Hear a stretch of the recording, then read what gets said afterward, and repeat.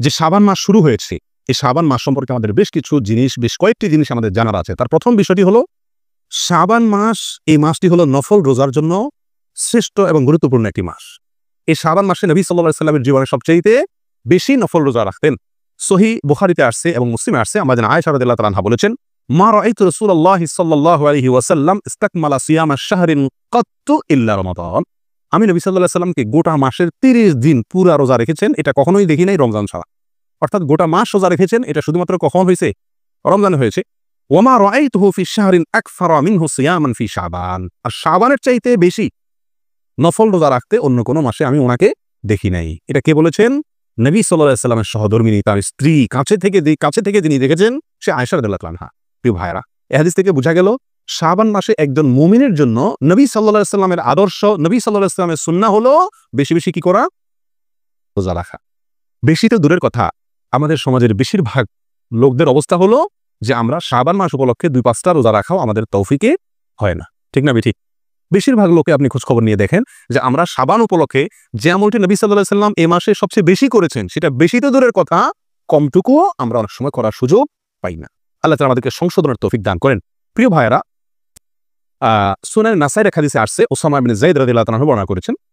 তিনি বলেছেন নবী সাল্লাল্লাহু আলাইহি ওয়াসাল্লাম কি, ইয়া রাসূলুল্লাহ লাম আরাকা তাসুমু শাহরাম মিনাশ শুহুরি মা তাসুমু মিন শাবান। আপনাকে শাবান মাসে যত রোজা রাখতে দেখি, অন্য কোনো মাসে এত রোজা রাখতে দেখি না, মানে নফল রোজা রমজান বাদে অন্য কোনো মাসে এত রোজা রাখতে দেখি না। এর কারণটা কি? রহস্যটা কি? কেন আপনি শাবানে এত বেশি রোজা রাখেন?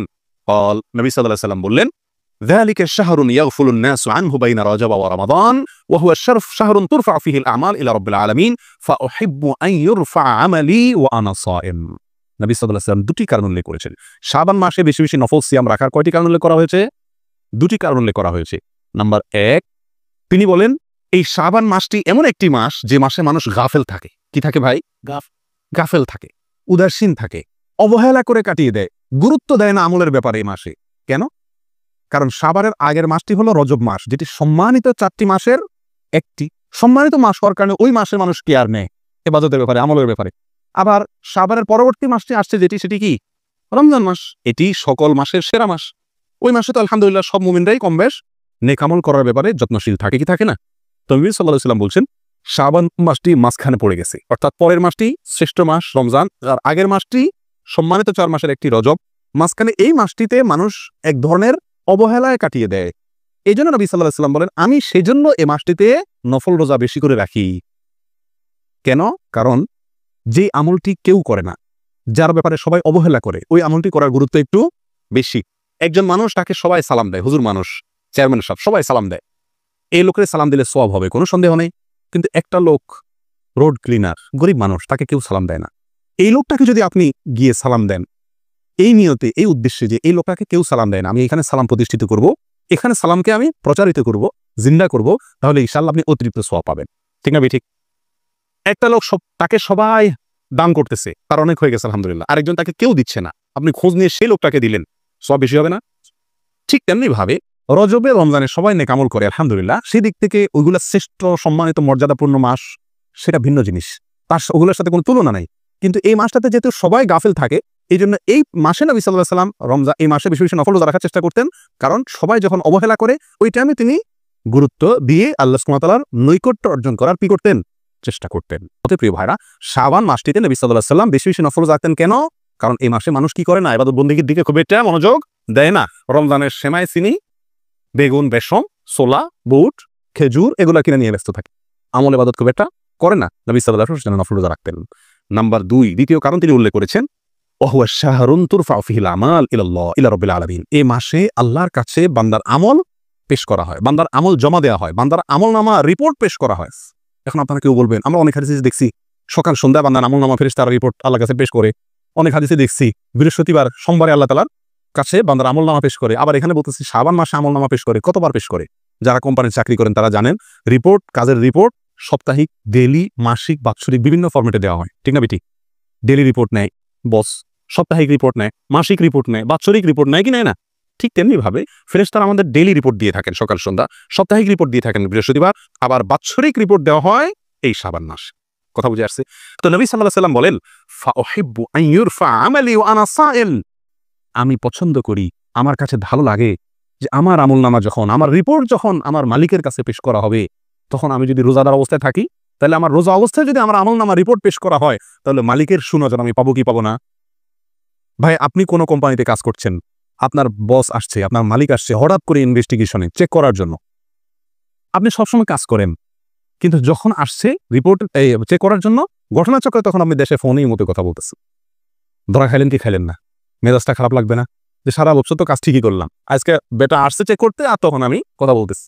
এই জন্য যে কোনো লোক চাইবে কিনা, ভালো লাগবে কিনা যে আমার বস বা মালিক যখন চেক করতে আসছে, তখন আমি হাড় ভাঙা পরিশ্রম করতেছি ওই অবস্থায়, এসে আমাকে দেখছে সে, এটা ভালো লাগবে কি লাগবে না? ঠিক তেমনি ভাবে একজন ইমানদার, তার কাছে এটা ভালো লাগবে যে শাবান মাসে আমার আমলনামা পেশ করা হচ্ছে, যেহেতু ফেরেশতারা রিপোর্ট পেশ করছেন, তাহলে এই মাসে আমি যেন কি থাকি? রোজা রাখি। নবী সাল্লাল্লাহু আলাইহি ওয়াসাল্লাম সেজন্য এই মাসে কি রাখতেন? বেশি বেশি নফল রোজা রাখতেন।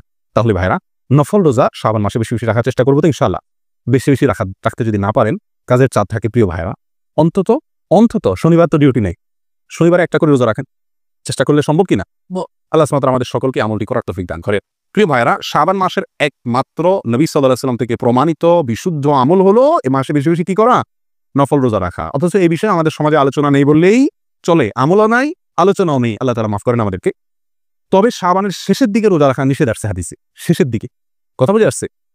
শেষের দিনগুলোতে রোজা রাখার চাইতে শুরুর দিনগুলোতে, এখন থেকে এই সময়গুলোতে রোজা রাখার গুরুত্ব অনেক বেশি। আল্লাহ তাআলা আমাদের সকলকে তৌফিক দান করেন। প্রিয় ভাইরা, শাবান মাসে কেন নফল রোজা আমরা রাখবো বেশি?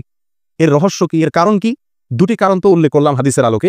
এর বাইরে আরো কিছু উপকারিতা, শাবান মাসের এই নফল সিয়াম রাখার কিছু উপকারিতা ওলামা একরাম, মুহাদ্দিসিন একরাম উল্লেখ করেছেন। তার এটি হলো অনুশীলন। আমরা গুরুত্বপূর্ণ কোনো কাজ করার আগে একটু রিহার্সাল করি না? প্রস্তুতি নেই না? যে আমাকে মূল চূড়ান্ত পর্ব শুরু করার আগে নিজে একটু প্রস্তুতি নিয়ে নেই, যাতে চূড়ান্ত পর্বে আমার কি না হয়, অসুবিধা না হয়। ঠিক তেমনি ভাবে রমজানের একটি মাস, সিয়াম সাধনার মাস আসছে। 30টি দিন আমাকে সিয়াম পালন করে জান্নাতের স্পেশাল গেট দিয়ে প্রবেশের অধিকার আমাকে আদায় করতে হবে, টিকিট নিতে হবে, ঠিক না? তো সেজন্য এই শাবান মাসে কিছু কিছু নফল সিয়াম রাখলে, কিছু কিছু নফল রোজা রাখলে কি হবে? আমার রোজার একটা অভ্যাস তৈরি হবে। তখন রমজানে গিয়ে আমি রোজা রাখতে কি হবে? সহজ হবে, ঠিক না? ঠিক। হঠাৎ করে রমজানের রোজা রাখতে গিয়ে আমার কষ্ট হতে পারে, না রাখতে পারি। সেজন্য এই মাসে রোজা রাখলে একটা প্রস্তুতি হয়ে যায়। এটা একটা উপকারিতা শাবান মাসে নফল রোজা বেশি বেশি রাখার। আরেকটি হলো, আমরা সকলেই জানি নফল যে ফরজ যে সালাত আছে, এই ফরজ সালাতগুলোর বেশিরভাগ ওয়াক্তেই আগে এবং পরে হয়, আগে অথবা পরে কোনো না কোনো জায়গাতে আমাদেরকে শরীয়ত সুন্নত কিছু সালাতের বিধান রেখেছে, ঠিক কি না? ফজরের আগে 2 রাকাত সুন্নত আছে কি নাই? অতিরিক্ত এটা। যোহরের আগে এবং পরে আছে কি নাই? তারপর মাগরিবের পরে আছে কি নাই? এশারের পরে আছে কি নাই? এই যে অতিরিক্ত সুন্নত সালাত আমাদেরকে পড়ার নির্দেশনা দেওয়া হয়েছে, পরামর্শ দেওয়া হয়েছে। এটা কেন? এটা হলো ফরজের পরিপূরক। ফরজের কি ভাই? ফরজকে পরিপূর্ণ করে। ফরজের ভিতরে কোনো ঘাটতি থাকলে সেটাকে কি করে? পরিপূর্ণ করে, আগে পরে নফল থাকলে। ঠিক তেমনি ভাবে অনেক মুহাদ্দিসিন একরাম, অনেক উলামা একরাম বলেন, রমজানের মূল ফরজ যে সিয়াম, তার আগে এই শাবানের কিছু নফল সিয়াম, আর তারপরে শাওয়ালের 6টা সিয়াম বা রোজা। এটা হলো আমার এই রমজানের রোজাকে পরিপূর্ণ করার জন্য অনেক বেশি সহায়ক, অনেক বেশি উপযোগী। কথা বুঝে আসছে ভাই? এটা আরেকটা কারণ। আর মূল কারণ যেটা, সেটা হাদিসে বর্ণিত হয়েছে, এই মাসে মানুষ উদাসীন থাকে, সেজন্য আমরা আমল করার চেষ্টা করব। এই মাসে আল্লাহ সুবহানাহু ওয়া তাআলার কাছে আমার আমলনামা পেশ করা হয়, সেজন্য আমি রোজা রাখবো, যাতে রোজা অবস্থাতে আমার আমলনামা পেশ করা হয়। ঠিক আছে ভাই? আল্লাহ তাআলা আমাদের সকলকে আমাদের তৌফিক দান করেন।